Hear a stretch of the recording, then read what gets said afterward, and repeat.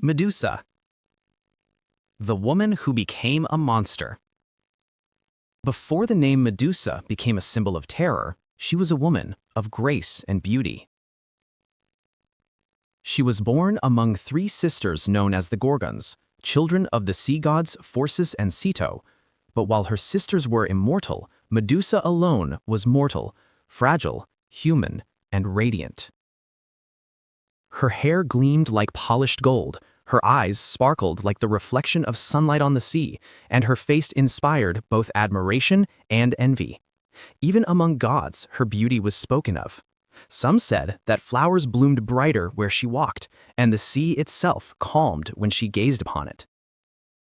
Medusa served faithfully as a priestess of Athena, goddess of wisdom and war. As a priestess, she had vowed purity and devotion, dedicating her life to the goddess. But beauty, in the ancient world, could be as dangerous as any weapon. One day, the sea god Poseidon saw her praying in Athena's temple. Overcome by desire, he entered the sacred place and violated it. The temple, once a symbol of purity, was defiled, and when Athena discovered the act, her rage shook the heavens. But the gods were not fair in their judgment. Poseidon was left unpunished, for he was a god. Instead, Athena turned her wrath upon Medusa, the mortal woman who could not defend herself. The punishment was cruel and irreversible. Athena transformed her once silken hair into a mass of venomous snakes, hissing and coiling where golden curls had once shone. Her skin grew pale and cold, her face twisted with pain, and her eyes, once gentle and full of life, were cursed with a deadly power. Anyone who met her gaze would turn to stone instantly. Medusa fled to the farthest edge of the world where the ocean met the sky. She lived alone in the shadows, her heart heavy with grief. Every time she looked upon her reflection, she was reminded of what had been taken from her, her beauty, her peace, her humanity. But over time, sorrow hardened into strength. She became a creature of power, feared by mortals and gods alike.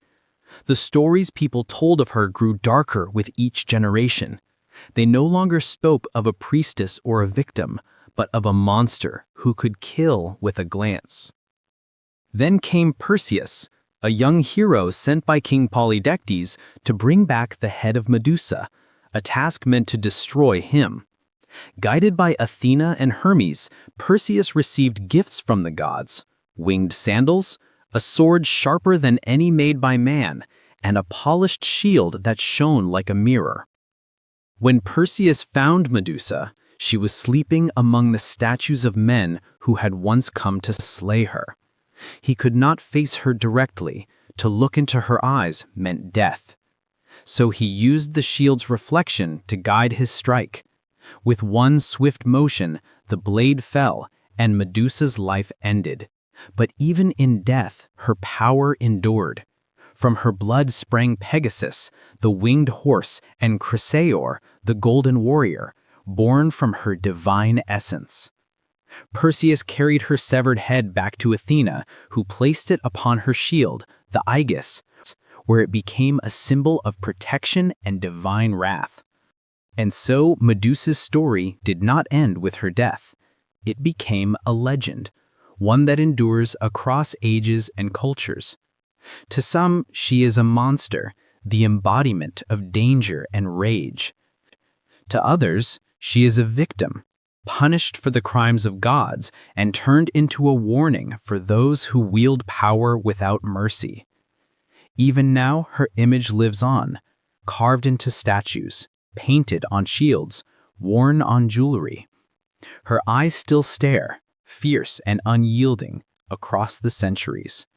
She reminds us that every monster has a story, and that sometimes monsters are made, not born.